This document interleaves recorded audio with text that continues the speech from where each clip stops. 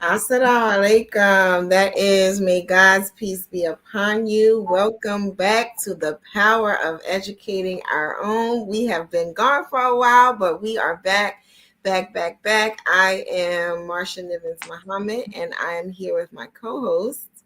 Patricia Salahuddin, welcome. And Quran Shakir, we are so happy to have you.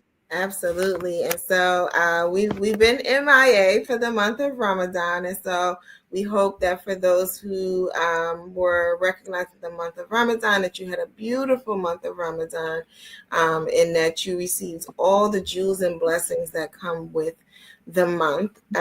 We are back to have some impactful, meaningful, productive conversations as it relates to topics of discussion that impact our schools, our children, our families, just to really build up our educational system as we work together to do that. This show is hosted by the Clara Mohammed Schools Network. The network is a network of 19 schools that include full-time, weekend, which we also identify as strong in, and virtual online schools. And so we come to you every Sunday at 7 p.m. to have these discussions and to provide resources for strengthening those institutions to be the best of what they were intended to be. And tonight is no different. We are going to have the discussion Raising the Bar, Accreditation and the Pursuit of Educational Excellence. And so for the work that we do in our institutions, we're always striving for what is the best, right? And so when we think about a school as an institution, the goal is for that school to be accredited. And when we think about the schools that are in our network, we have schools at various different stages of development. But ultimately, we all are striving towards accreditation. And tonight, we're going to talk about what that looks like, what it entails, how do we get there, how do we prepare for it, what do we need to be thinking about, what is it we need to be doing. And we're going to talk to some experts, and we're also going to talk to those who are going through the process currently. And it's always good to get that perspective from different angles. So we're going to bring our guests on with us tonight. We have Dr. Khan with us, and we're going to give everyone an opportunity to introduce themselves. Dr. Khan is with the Mohammed Schools of Atlanta, but then she's just a powerhouse in her own right, in her education background, and we'll let her share that with you. We have, I'm going to call them the Abdullah sisters, and they are from Nashville, Tennessee, and they are actually going through the accreditation process as we speak. So it's going to be so good to hear about their experience. And then we have Sister Larissa Henderson, who represents the accreditation process for them in Tennessee. And so we're going to get it from all of those angles. But before we jump into the conversation, for those who are watching us online, whether you are seeing us from YouTube or our Facebook channel, feel free to introduce yourself in the chat, give the salams, greet those of us who are on here. We always like to know where you're tuning in from, and we'll spotlight some of those comments throughout the show. But let's just jump right into the conversation. I think we'll probably just start off with just letting everyone introduce themselves and kind of giving us your background in accreditation or your experience with accreditation. So I'll start with Dr. Khan. Assalamu alaikum, everyone. Walaikum assalam. Just wanted to do a quick mic check to make sure that I could be heard. But I'm Zahira Shakir Khan. I'm a member of the Atlanta Masjid community, and I helped the Mohammed Schools of Atlanta 25 years ago become the first accredited Islamic school in North America. So I'm very, very excited about that. At the time, we were, about 15 years into the reopening of our school. Imam Mohammed's leadership was in place at the time. And initially, he set out 25 goals for the American Muslim community at that time. And the first goal was to have all of our schools fully accredited. And so, with that, the Atlanta Muhammad Schools of Atlanta wanted to be the flagship. So we jumped out first and were able to accomplish that. And I'll talk a little bit more about that later on. Thank you for that, Dr. Khan. I'm going to move on to the Abdullah sisters. Aaliyah, I see your mic is open, so I'm throwing it to you. Oh, maybe she doesn't hear me. Oh, no. We see your mic open. Okay, we don't hear you, so maybe. I thought I heard her. Oh, did you? I think so. You all may not be able to hear her. I think she was having some issues getting her mic working. Can you guys hear me? We can. Yes, go ahead, ma'am. Martina. Go for it. Awesome. Okay, well, assalamu alaikum, everyone. My name is Sister Yakina Abdullah out of Nashville, Tennessee, working with the Clara Muhammad School of Nashville. So what I am actually an alumni of Clara Muhammad School. My children currently attend Clara Muhammad School, and I serve as the project manager for the major projects of the school, including fundraising, and I'm on board for the accreditation process as well. So I serve as the project manager over that, just ensuring that we meet the deadlines, guidelines, have everything that we need, touch base and connect the information or get the documentation that we need and submit it through the proper channels. And I work with with a principal as well as Dr. Henderson, who has joined us on this call. Who has been a wonderful resource to us. So we are so happy that she can join us today as well. And that's just a little bit about me. Wonderful. Aaliyah, we're going to try you again. I sound like him. Can you all hear me now? Yes, we got you. Okay, I had to get my son in here to help me a little bit. I sound like him. I am the new principal at the Clara Muhammad School. And as Sister Yakina was saying, we are now in the process of trying to become accredited. We just finished and completed our candidacy part. And we have, I guess, a couple of more steps. I was talking to Dr. Henderson today, but we have a couple of more steps and inshallah finishing. So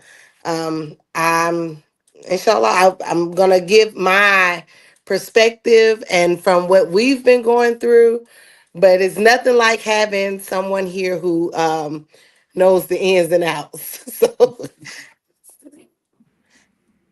thank you for that. And so, and Sister Larissa, go ahead and introduce yourself. Tell us who you are and about the work that you do. Okay. Good evening, ladies. My name is Larissa Henderson, and my full-time job, I guess you want to say, is Director of Pupil Services for the Oak Ridge Schools.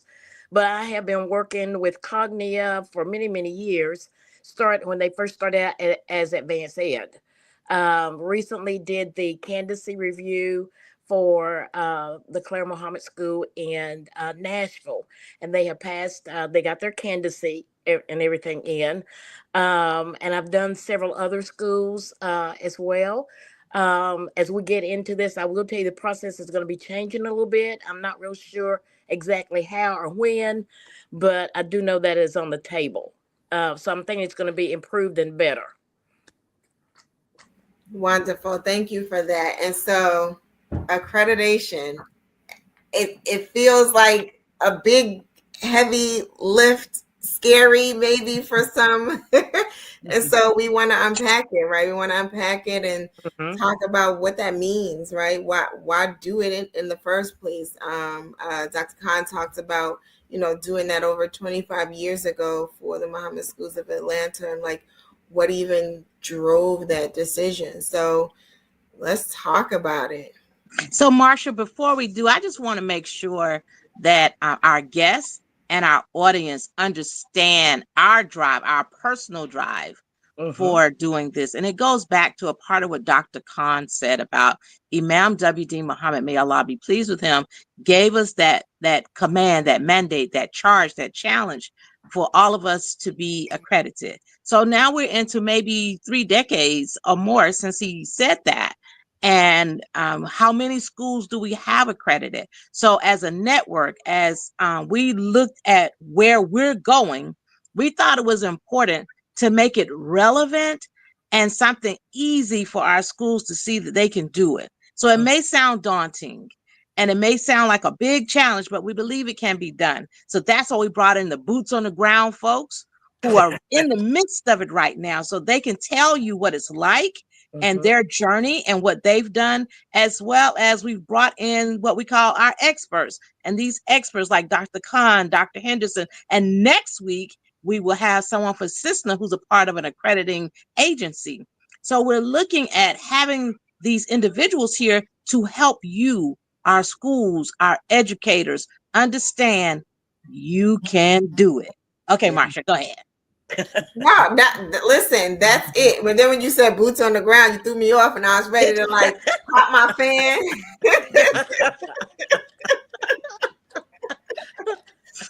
But yes, let's talk about it. Like, so because Dr. Khan talked about that point in time 25 years ago, I guess let's start there, right? Like, you know, the charge was given for let's get these schools accredited, and what were the thoughts? What were the thoughts, and how did you get from that charge to accreditation? Okay. All right. Okay. As I said, I wanted to start basically with a almost, I guess you would say, a command in the Quran that says, and it's in Surah 20, Taha, and it's Ayat 114. And it says, "Oh my Lord, increase me in knowledge."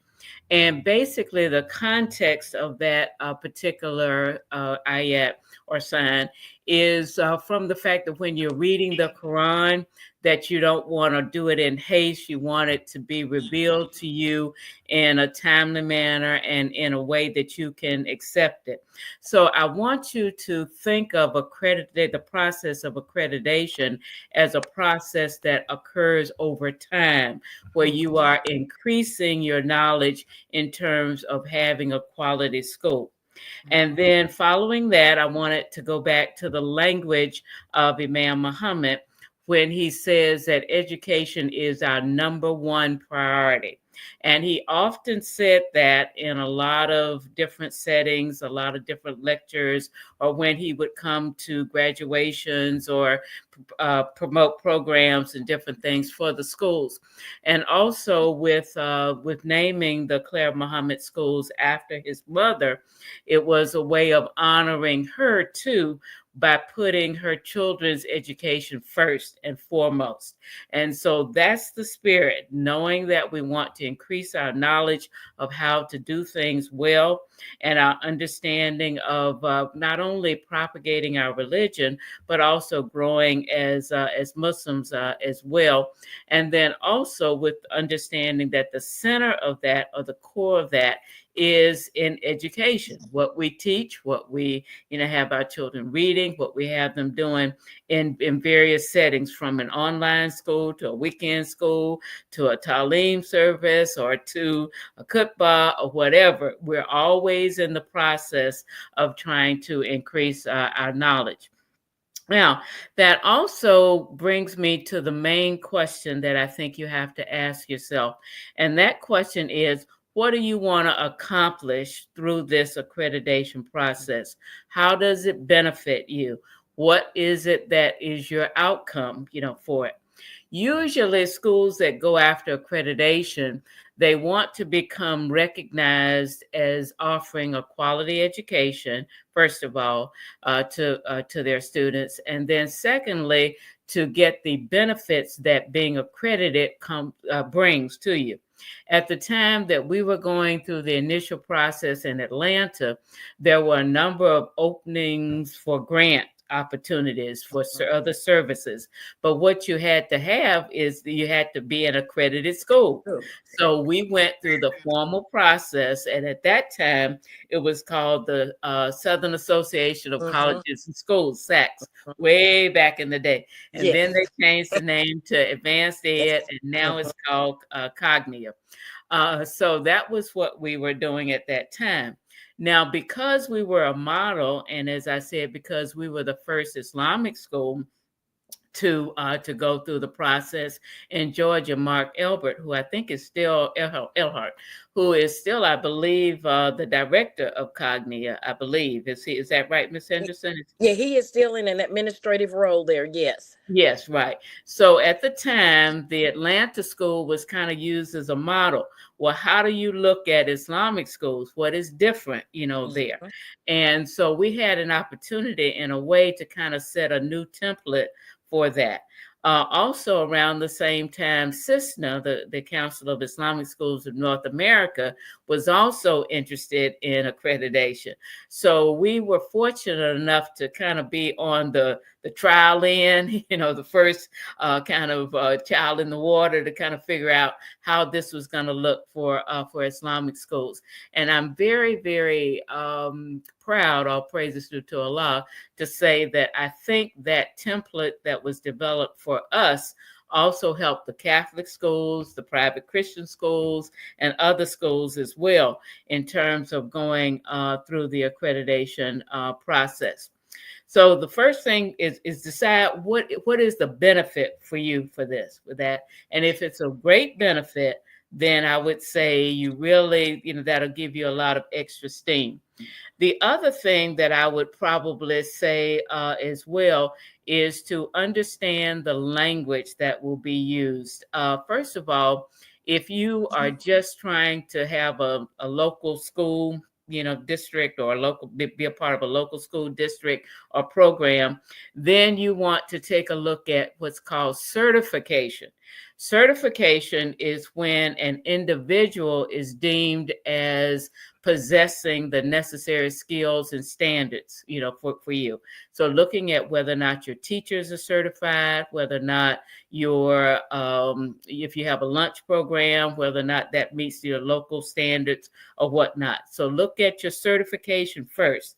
And then after that, the broader umbrella is accreditation, where accreditation looks at the process, the overall process of your meeting quality standards in operations, procedures, and other, types of things with that.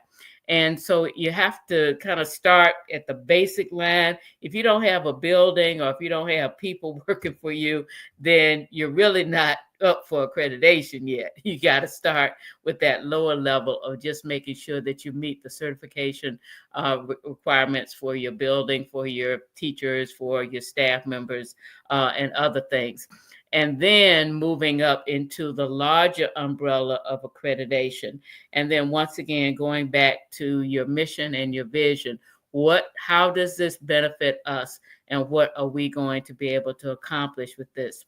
Now, having worked with the Mohammed schools, as well as doing peer reviews for other private schools, religious schools, and also public schools as well, Cognia has changed, and CISNA, that the emphasis has changed over the years. We used to do a lot of what was called bean counting. Do you have this many books in your library? Do you have how many teachers are certified? How many? What's your budget number, and that kind of thing. But now they're taking a look more at continuous improvement. What have you done to make your school a better school than it was 5 years ago when we came? And generally speaking, your accreditation cycle is about every 5 years. And that's enough time for you to have an annual school improvement plan, a 5 to 10 year strategic plan developed, and other things, so that how close are you getting to fulfilling your mission and your vision over a period of time, and what kinds of things have you done to accomplish, that, rather than how much of this do you have, how much of that do you have, and whatnot.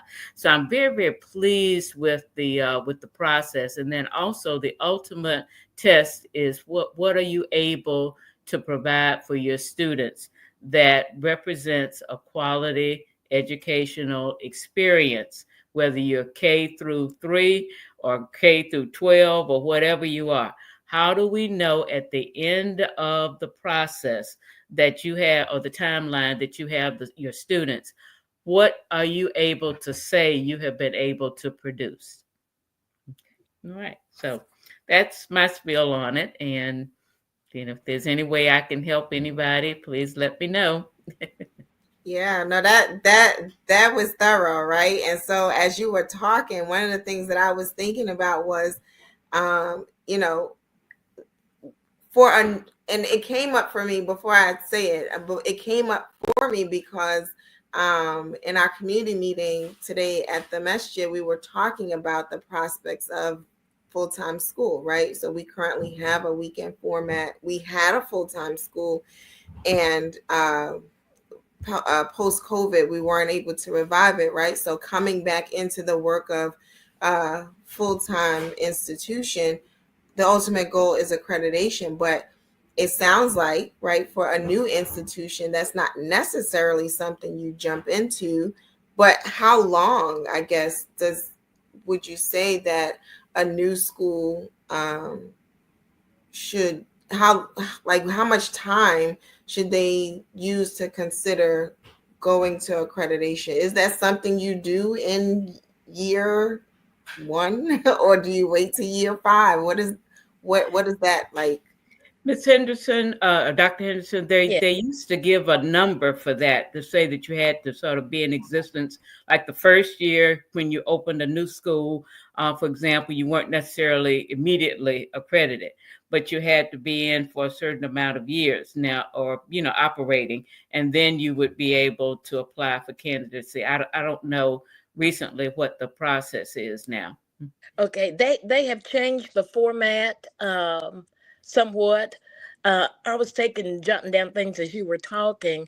Um, Now with the candidacy, there is a candidacy workbook that the schools have to complete to see if they meet the criteria as a candidacy review, and that's basically some of the same things that's going to happen during the accreditation. When you talked about the accreditation of counting the books and the library and all that, I've had to do that part. We don't do that part anymore. Right. So that piece has changed, but there are some things there's called assurances now that they ask for proof of. One is like safety and so forth. So if you have safety drills, and I know now with schools, especially with public schools, and I think the Mohammed schools will be the same. You have someone from the fire department come out and Right. check your entrances and all that. They want to make sure the buildings are Right. safe and so forth, and go from there. One of the things we do look at, the candidacy is a required piece. So when you go through the candidacy process, there used to be a team of folks that come in. Right. There's still a team, but the team can be as small as one, which is me. I have done one by myself before. And that one has to be somebody coming into the physical building, looking and seeing what's going on and going from there. And then after you do the candidacy, there is the workbook that you have to send out, and the school has to complete that. The good thing of what they've done over the years to change this is that whoever is assigned to your school for your candidacy review, that person stays with you through the accreditation piece. So you don't have a different person coming in. I will tell you with the Clara Mohammed School that I recently did, we became like brothers and sisters. They had my cell phone number. They could call me at any time. If something came up, I could shoot them an email. So it's not like it's a out to get you kind of thing. It's to kind of help you along. And so you become a part of the team. It's more of a team effort to go from there. The other thing too, they used to have a timeline, and with candidacy, once you start, they would like for you to do it within that year, but they don't give you a certain time within that year. Like if you do the accreditation, you have to come up with a definite time and so Right. forth. The Right. good thing about the Clara Mohammed school that I did, I will be with them until they tell me they don't need me. They don't want me anymore. So I have latched on to them. And that's the way it's set up now. So it becomes a partnership. And we go, there's things back and forth. One of the things that I will do as you start to work through the candidacy and also the accreditation, I will tell schools, send me something to look at before you put it in that booklet and let me review it. If I see anything that needs to be added, or if you have any questions, and I can say, I don't quite understand this. Can you add a little bit to that? And we kind of go that way. It has become a more of a partnership. Once you go through the candidacy review is good for 6 years. And it goes into the accreditation stage, which is the next stage. And you can go through the accreditation after the candidacy when you feel like you're ready for that, because it gets in a little bit more intense. But you still have the same person on board. And basically, if you got through the candidacy, you're going to get through the accreditation. It's just adding more layers to it as well. The accreditation does not have to be somebody coming on site. It can be done via Zoom now. So, and kind of go from there. But now what they have come out with too, once you get your candidacy and you get your accreditation, there's they call it a mid-year evaluation. And that you're sent a document, and you just say from the last time you came in, this is what we're doing now. So it's like a progress report kind of thing. And again, that same person that did your evaluation, your candidacy, and your accreditation is still your contact person, unless they decide they're not going to be with Cognate anymore. Which when I first got into the accreditation, when you talked about SACs, I'm going, oh Lord, this is you going way back, because that's when you first started. I remember that's when you had come out, and I'm telling you, when she talked about counting the books, we had to actually go into a library and count books. We had to count the number of parking spaces. We had to look at the playground stuff. And so it was a real intensive kind of thing. And it lasted for like a couple of days. It wasn't just a one-day thing. So they've kind of shortened it a little bit. But I think the best piece is it becomes a partnership.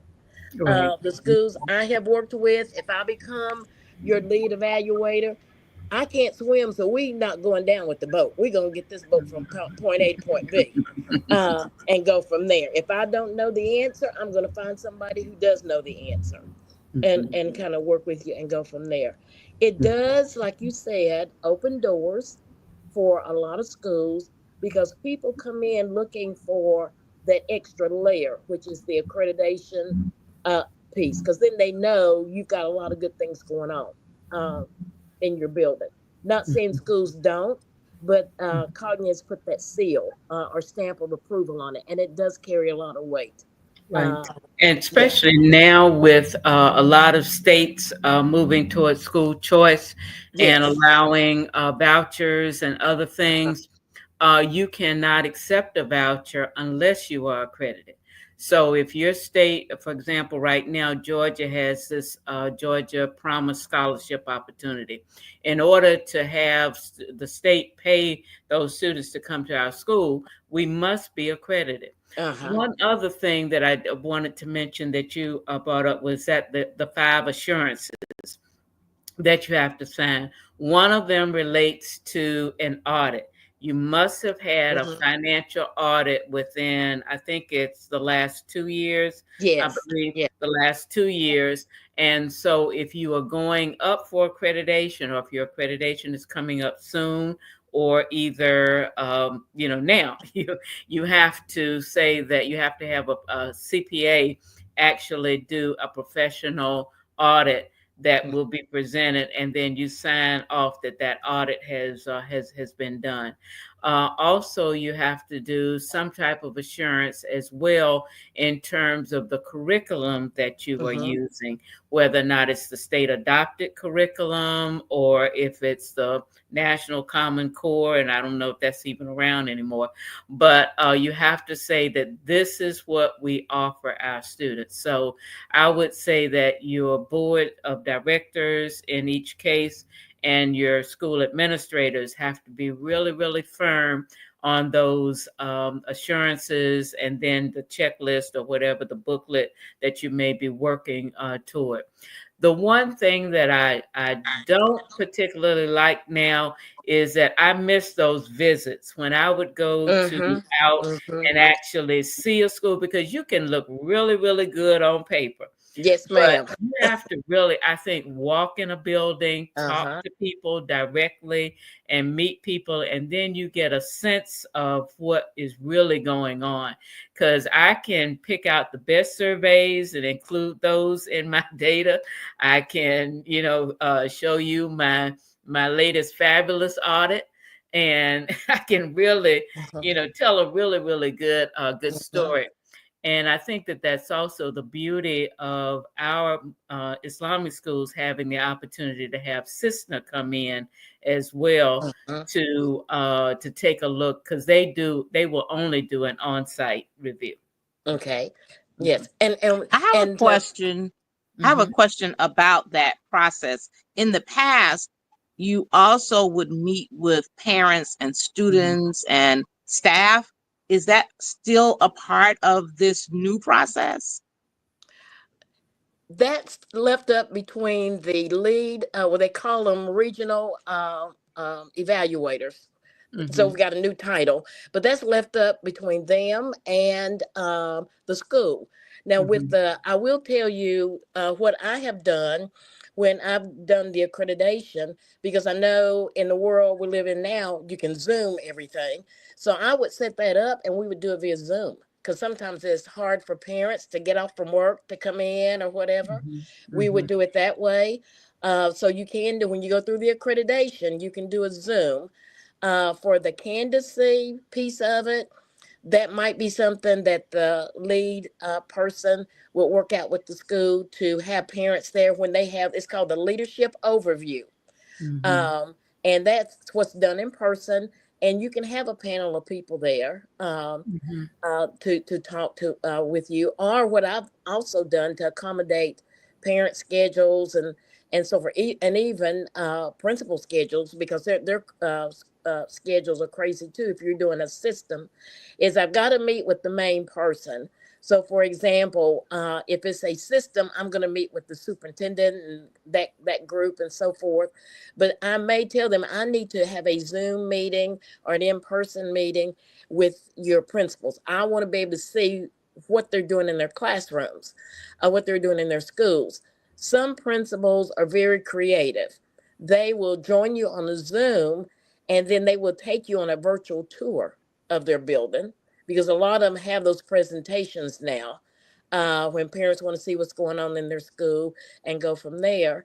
When I go in on site, I like to I go into rooms and sit down for a few minutes and take notes. But I love talking to the kids. If you really want to know what's going on, you talk to the students, because they're going to tell you. It amazes me when I went to early learning, because I am certified to do every level of cognia accreditation and candidacy and so forth. But sit down, and I sat down in this one classroom. It was elementary, no, it was preschool, and the teacher's getting ready to do a story and combine art and so forth, and she was handing out stuff. Had three little boys that came and brought me paper and crayons and sat with me at a table because they wanted to show me what they were doing. And I could tell by her body language that she was very concerned. And I'm thinking, these are three that she thinks is going to get her in trouble because they're back there talking to me. And so when it was over with, she said, "I am so sorry." I said, "Oh, no. I learn a lot when kids talk to me." I said, "I have been in education for 50 plus years, so I kind of know what's going on." But you get the different perspectives and stuff. With the assurances that you talked about as well, in the candidacy, you have to show the items that you have to meet those things. So, for example, if you've had the fire marshal come out and do their little safety inspection, you got to show that document. They're requiring that now. And so you just can say, I saw it during the visit. It can be wherever you got it stored. Also, with your audit, copy of all that, because I think they are finding that people are saying that they have it and they really don't have it. Right. Yeah, so they're getting a little bit more tight on that, but that's through the candidacy piece. If you don't have something, that will not keep you from getting the candidacy, but it will keep you from getting the accreditation. Right. Yeah, so the candidacy, they can approve it and say, I will say, I need this by, if you're going to do accreditation, I've got to have it. So by the time we do the accreditation cycle, they can get with their auditor and get something to me. Because sometimes you come in and the auditor hadn't done your books yet, so you don't have anything from that current year. But if you have something from the previous year, that might work. So I think they call us RAEs now. I think if you get an RAE that is going to be a team player, they're going to stick by you because their goal is to make sure that you meet the requirements for candidacy, that you're ready to go to accreditation, and also that you meet the requirements for accreditation. But in the final analysis, and your point is really well taken, that you have to have someone that is favorable towards working with you and ensuring success, because Yes, some of them will say, just send me everything. I think there was a book that we had to upload stuff to. yes. And then some of them will say, no, I just want to see everything and I want to review it that way. And then, but some of them will want to work with you. So forming a relationship as soon as you find out, and it seems like Nashville is pretty lucky, Dr. Anderson, to have you. As soon as you find out who your lead evaluator is, forming a relationship, with them. I would go out, like we went over to Mark's office. We had him come and tour the school. We had the other members of the community. We reached out to them, and we did a lot of things to have relationships with people, so that when they came to our school on site, it was kind of like they already knew us. And because I worked jointly in the public school system and with the Mohammed schools, a lot of times they would pull people from the public school that I knew. And so I would say, oh, yeah, here you're going to see Mohammed schools. There's some great things happening over there. And, so it's that relationship building that you really have to do. Right. And that is very crucial too. I think for a good evaluation, just like I said, if I get assigned to a school, then we become partners. It's not like I'm coming out to get you. My goal is to make sure you have what you need in place for your school, for the candidacy piece, as well as if you're going through accreditation for that piece as well. So, but yeah, we do a lot of behind the scenes work, so to speak. Excellent. And so just checking back in, if you're just watching us, you are watching The Power of Educating Our Own. Today we are discussing accreditation, and we're discussing the ins and outs of it. And so I wanna pop over to the Clara Mohammed School of Nashville, and I want to know from you all what made you decide to go through accreditation, and what is it like?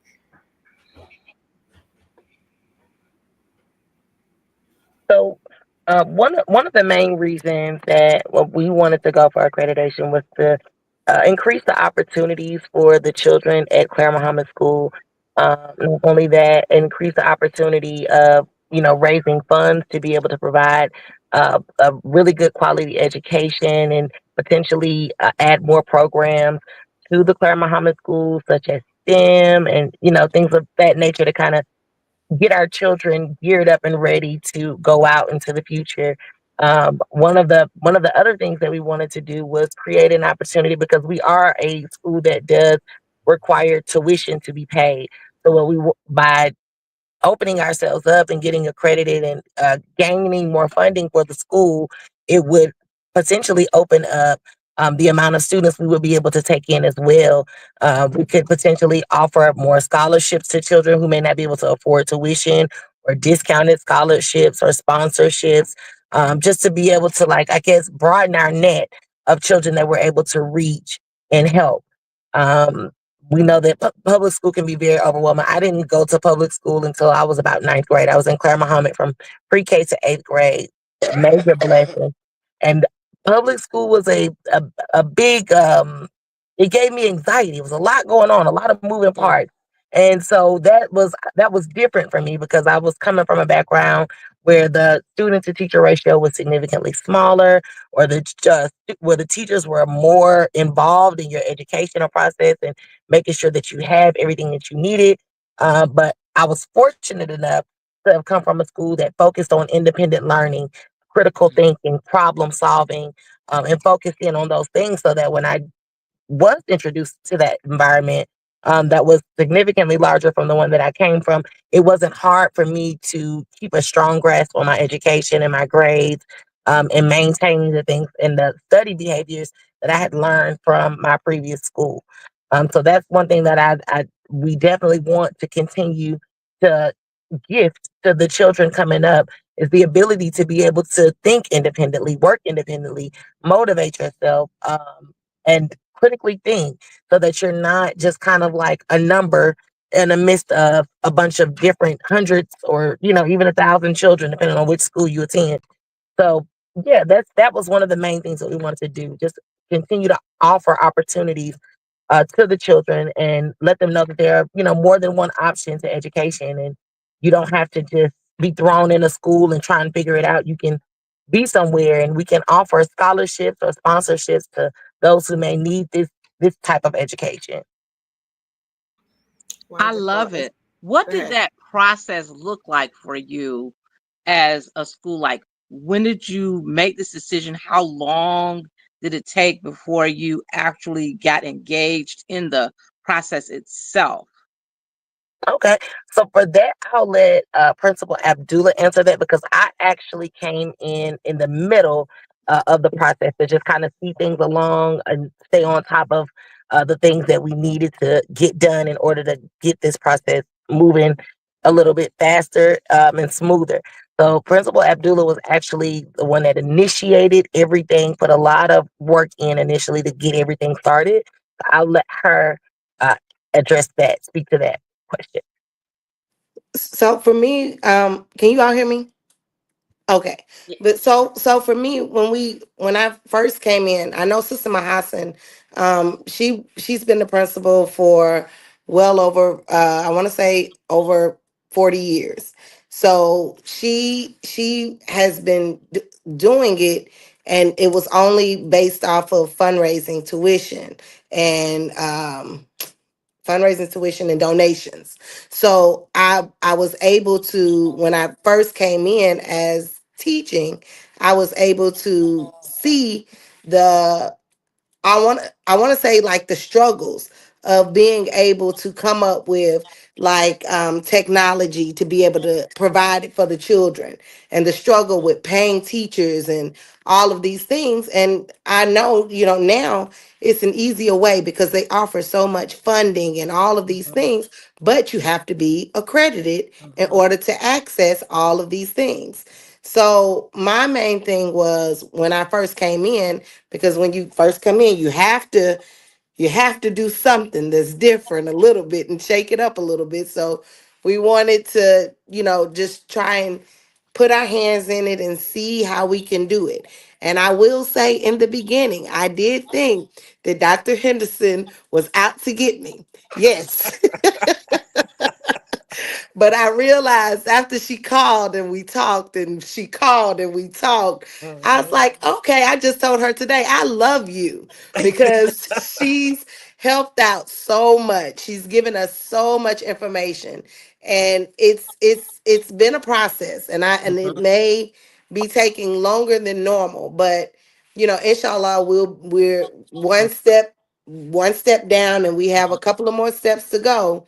But inshallah, with persistency and a little dedication and hard work, we're going to get it done, and we'll be able to provide, all of the things without a struggle. And it'll be something that's easy. And, that way the teachers and the principal can actually focus on other things other than, just having to make sure, okay, the financial part of it, or, something like that. You can work on other things to actually be able to grow the school and make the school better and everything like that. So that's one of the reasons why we start. Can I give you a couple of suggestions? One is that you get your community to see this as an initiative. Yes, ma'am. We, in Atlanta, the whole community got behind making sure that we, were ready for our visit, and that we were, on point with everything that we needed to do. We even had brothers that slept in the masjid to make sure that there was no speck of dust when that review team came in that morning, with that. And then so it was an entire community effort.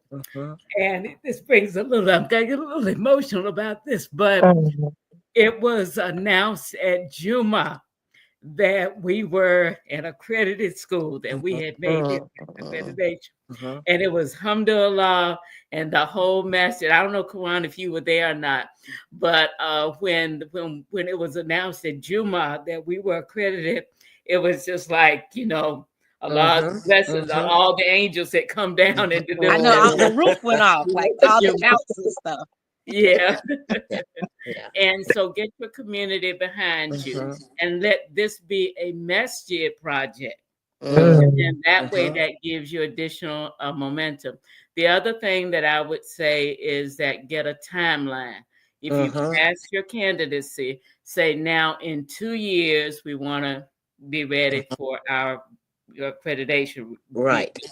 Don't hurry up and wait and just say, okay, we got 6 years, we can play around with it. Don't do that. Say that by this time, we're going to do this, we're going to do this, we're going to do this. So get a timeline and get your community behind it, inshallah. Yes. I want to add to what Dr. Khan said about get your community behind you, and say to the Nashville school, because I was waiting for you to finish to say this, is that as a part of the national community, we are behind you too. We're very proud of you and very excited. That's why we thought it was important to do this. So we're behind you too. You need that local support, but please also know that we're here supporting you and cheering you on also nationally. Yes, absolutely. And the thing I thought about is that, like, it gives us just more examples, right, to have in our midst for the fact that this thing can be done, right? So yes, we have Muhammad Schools of Atlanta, and we have now the Clara Muhammad School in Nashville that is going through it, right? I was just saying earlier that in our community meeting in Newark, New Jersey, we were talking about just today, with our prospect of a school, the ultimate goal is accreditation. And so the decisions that we make today impact, or we have to consider what we're doing today in preparation for that ultimate goal. And so that leads me to my next question, and that's how is accreditation different for an Islamic school? And then I have a part B to that, and that part B is if either Dr. Khan or Dr. Henderson, if you can tell us, like, does the school, does the institution that the school is operates under, can it be associated with the masjid, or does it need to be a separate entity? And this is a conversation that I hear in the community that I'm in, right? And so I figured it would be helpful to have this conversation and this platform so that we get a clear understanding. So the first one is, how did I miss the first one? I got so focused on the second one. How is it? How is it How's it different? gonna be Yes. different? The first one is, how is it different for an Islamic school? How's accreditation different for an Islamic school? And the second is, does the institution have to be housed under a different umbrella than the masjid? Okay, the And mute accreditation Dr. Khan. piece. Hold on. Dr. Khan is speaking, but she's on mute. Yes. Okay. I'm sorry. That's No, okay. I was just going to say that basically, in my opinion, the major difference is just that in an Islamic school, we just add the part about the Islamic teachings and then the Quran and other things. We just add that to the curriculum piece. And then we also add that in terms of your school practices and other activities. So it's just basic. Everything else is pretty much the same. Like we have operational standards, we have the same, curriculum, same leadership standards and domains and everything. It's just that Islamic piece is added into it. And then also the outcome of, in addition to just basically having a proficient academic student in academics, you also want to have proficiency in learning your religion. That's another outcome that we Yes. have. Yeah. Yes. And I think she's right.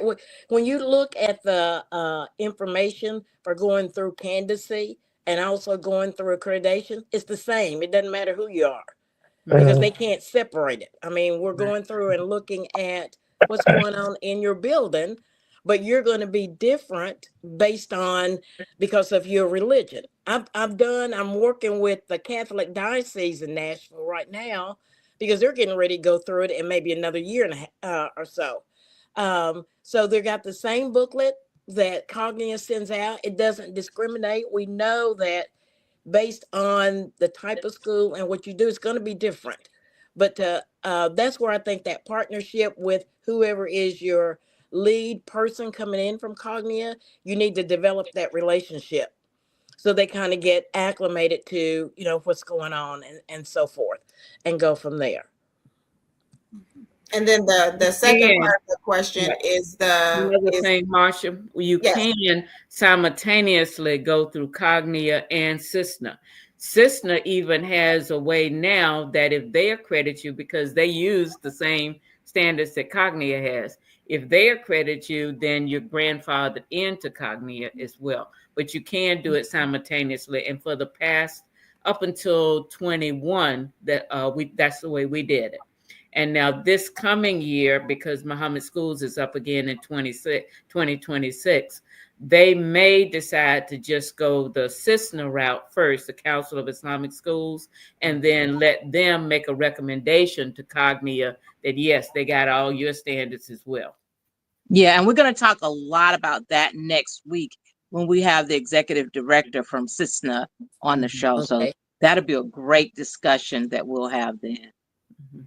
And so for the part B of the question, so in terms of a school being connects, because some of our schools, so if we think about the schools that are in our network, right? Some schools have a separate entity, meaning that the school has its own registration with the state, own 501c3 status, all those things, right? And then there are some institutions that are connected to the masjid, the religious institution.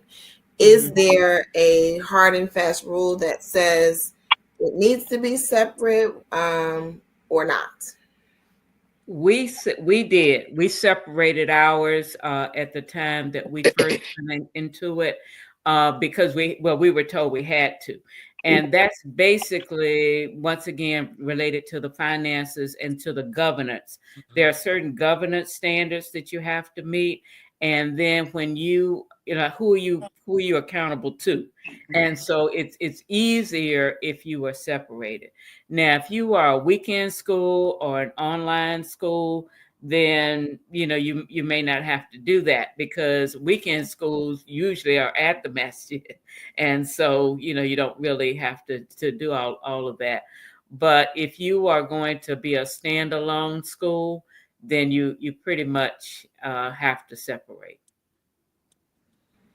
And I would, And I I would want to actually add, advise it. I would actually advise it because you control your funding better. And then also, if you are going after state grants and different things, they can't, for example, they can allow a child to have a voucher to come to a religious school, but they can't give a child a voucher to go to a specific church or a house masjid. of worship. Yeah, Right. yeah. Yeah. And I'm a And I wanted grant to writer, so I add to know what that Dr. Khan separation. said. Go ahead. No, Go ahead, Marsha. no, I was just saying. So my profession is grant writing, and I know that when certain funds come in, right, you can't. There are certain Co-mingling. restrictions, right? Mhm. Restrictions that are connected to the religious institution. So part of the reason me asking is just to put that clarity out there for our schools and how they're currently structured, and if it's in a favorable way for the goal that they're trying to accomplish. And so what I wanted to say something about that, because the way that we are structured, our school, we clearly say, is under the auspices of the Atlanta Masjid. We have our own 501c3 as a school. We have our own bylaws, and we have our own board of directors, and the Masjid has its own board of directors. So what Dr. Khan is saying, we operate independently, even though we are a part of the masjid. So we can clearly state that we are a part of the masjid and still have our independence. And I'm saying that because I know that there are some masjids and schools that are afraid of that separation. So it's not that you are leaving the masjid or, really separating yourself from the masjid. It's as far as governance goes, then the school's operating on its own legs, and the masjid operates on its own legs. And we rely on our community. However, it's a part of our planning as a school. It is not necessarily we have to have the masjid in there in order to function. And I think that's important for us to note for those schools that are reluctant to make that separation. Yeah, and I think it's helpful for us to be saying that here on this show, right? I think it's helpful for those who are viewing to be able to hear that, because there's a lot of misconception out there about what is and is not acceptable, what can and cannot happen, what is best practice. And so as our schools are working toward reaching accreditation, it's just important to know some of these things, and particularly from those in our community that have gone through it or are going through it, right, and can give us those firsthand accounts for what works. So I just wanted to make sure that we share that in this space, so that they had that. I see that Sister Mahasan is with us. I don't know if she's able to come off of mute, but she is definitely one of our trailblazers as it relates to Clara Muhammad schools. That school has been in existence for over 50 years, and she's been a large part of it. So if you're able to come off of mute, Sister Mahasan, we would love to hear from you. But if not, we're just glad to have you in the space for what your institution represents for our community. Let's see. We probably can't get off of mute, but that's all right. I figured I would try. So I mean, accreditation, it's like I said when we started, it feels like this daunting thing. And as we've been having this discussion this evening, it does, right? It has a lot of moving parts. There's a lot of pieces to it. But it sounds like some of the takeaways is that, if, pray for a good reviewer, like Dr. Henry said. Yes. Prayer does work. but also, be open to the process, right? It is a process, and it's not. And I've worked with accreditation on a higher education level, right? And then just in general with some of the work I do now that's not necessarily connected to a school. A lot of times we do look at that process as a, oh man, they coming in and they're gonna get us. Or at my job, they always like, oh, they're coming to ding us. That's the terminology they use in my job, right? But when you think about these accreditation processes, right, it really is. It feels almost like a self-evaluation, right? Like let's look at our institution and see what we have, see what we don't have, see what we have to do to get the thing that we don't have, and then we're working toward this model of excellence. And I think that that's a great thing. It's about changing perspective as it relates to it. But yeah, this has been a good conversation. I think it'll help to kind of quell some of the nervousness around accreditation, but also allow us to take a step back and look at what the possibility is. Dr. Patricia, did you have something? I saw you come off of mute. Yeah, I just wanted to say that that this conversation, I hope encourage those schools that have not stepped into that realm, that it encourages you, because we talk to our sisters in Nashville. We listen to what they're saying and what they're doing. It's courage. That's all you need is courage, and that the prayer. You make your du'as and you put on your courage and you go for it. And Allah will help you along the way. They can attest to that. They can say, yes, that has happened. They can share that with you. And then you feel, you feel so good about yourself, because you realize, oh yeah, we're doing that. Oh yeah, we can do this. And oh, we got that. And then it makes, and the things that you don't have that you should have, it strengthens your school. It strengthens what you can offer for your children. And this is such a benefit to the community and to your students and to yourself. So if you haven't done it, if you haven't even thought about doing, please think about it. If you haven't done it, take off that fear. Don't, fear only Allah. Fear only Allah. Take off that fear and let's get going, because we want to make our schools a place that a place of strength, a place that we can be very happy that we are doing the best that we can do for our children. So thank you, Nashville. You know what to do. Alhamdulillah. Of course, Mohammed Schools of Atlanta, you guys been doing it for a long time. But Nashville is, they're like our poster child, where you can see this is what you got to do. Alhamdulillah. Thank you, Nashville. Yes. But it's all, even though we've been in it for 25 years, remember, it's a growth process. Right. It's about continuous improvement.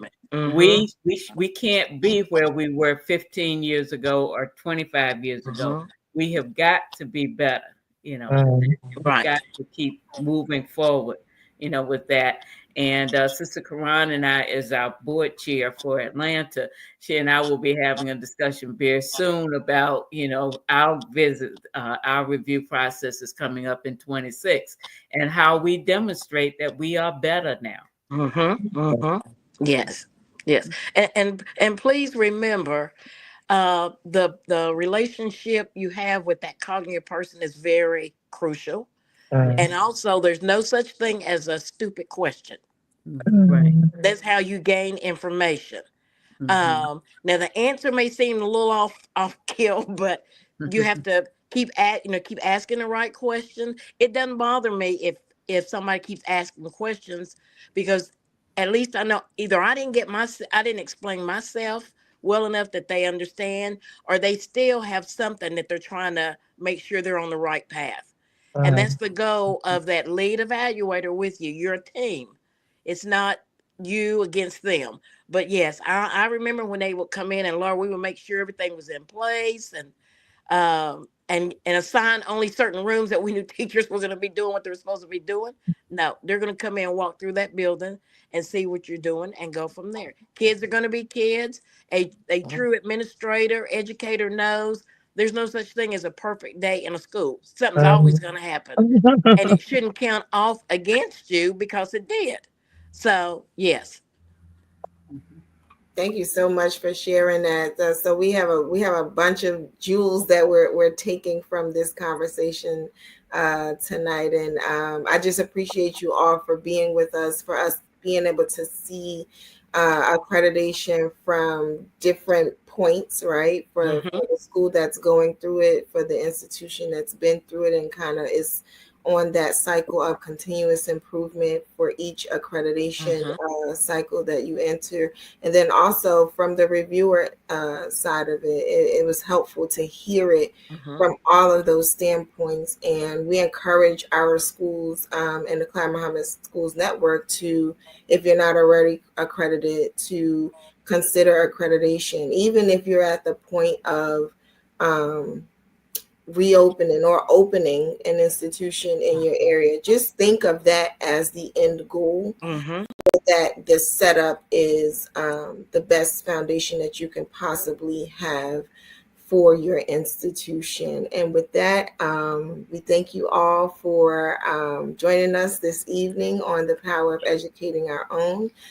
Tonight's discussion was about accreditation and getting to that point of excellence as it relates to our institutions. And I wanted to give you the exact title. There we go. Raising the Bar, Accreditation in the Pursuit of Educational Excellence. And that's the goal. That's really the goal for what it is that we do.